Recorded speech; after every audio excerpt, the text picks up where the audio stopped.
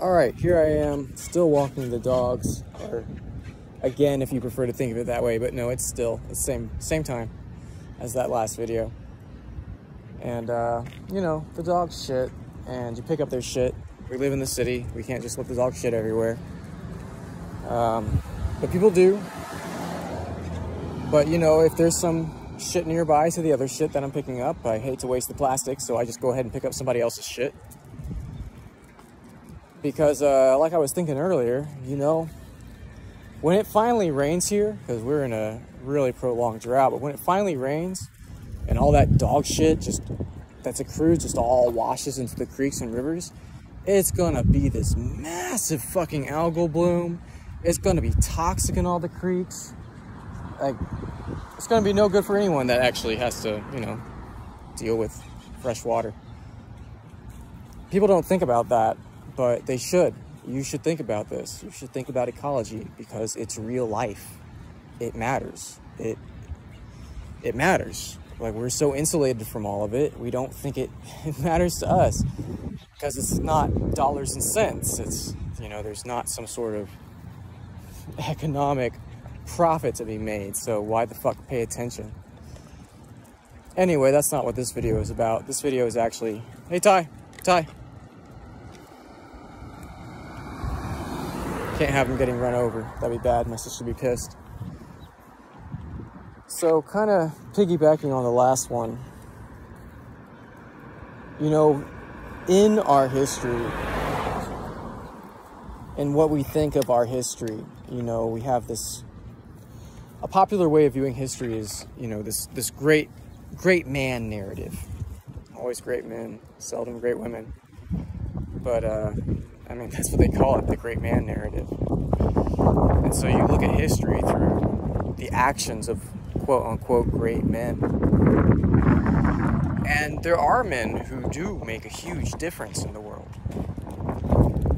But often in these histories, what we're looking at is just kings, tyrants, emperors. They're just men who happen to be in positions of great leverage. I was about to say greatness, but it's great leverage. For whatever reason, the way the power structures are involved, it's just that they're at the top of a heap.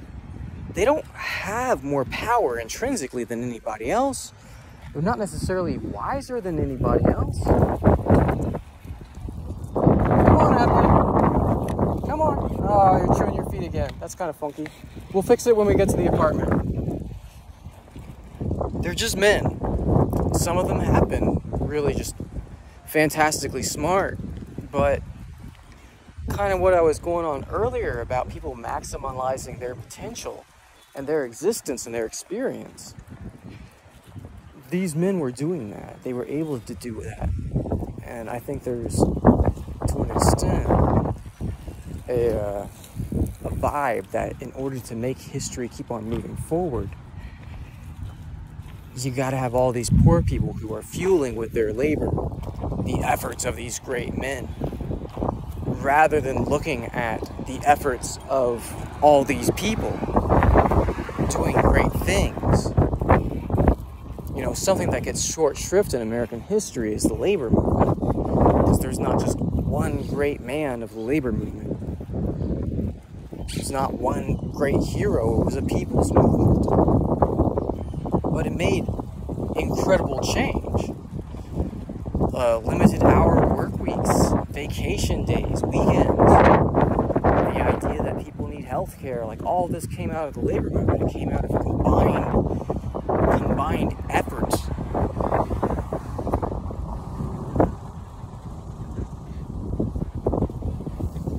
And it just kind of disappears because we like mythology, and mythology is always about just a few heroes here and there doing great things with their superhuman efforts.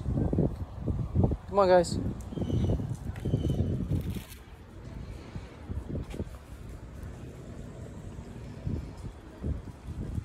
But yeah, so there's this idea that we have to fuel these great men who in our society are the very wealthy. Very wealthy are the ones who do the great things. They're the ones that create the jobs. which is nonsense. People create on their own because they want to improve their situation just naturally. And I've seen it. I've seen this exuberance when people have the right environment to do that.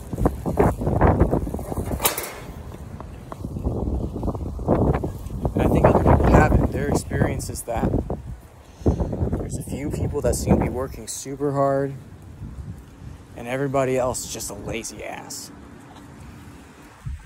Forgetting that they didn't necessarily have all the opportunities or all the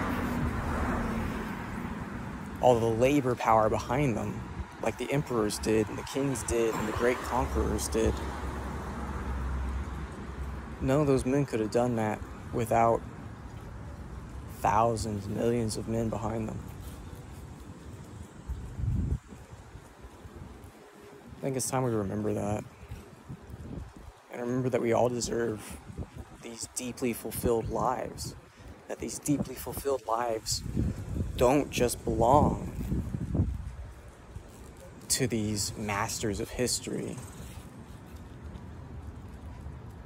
That if we create a more equitable world, that all of us will be living smaller but deeper lives with our own little worlds. Because right now, our worlds are so small, it's just kind of petty.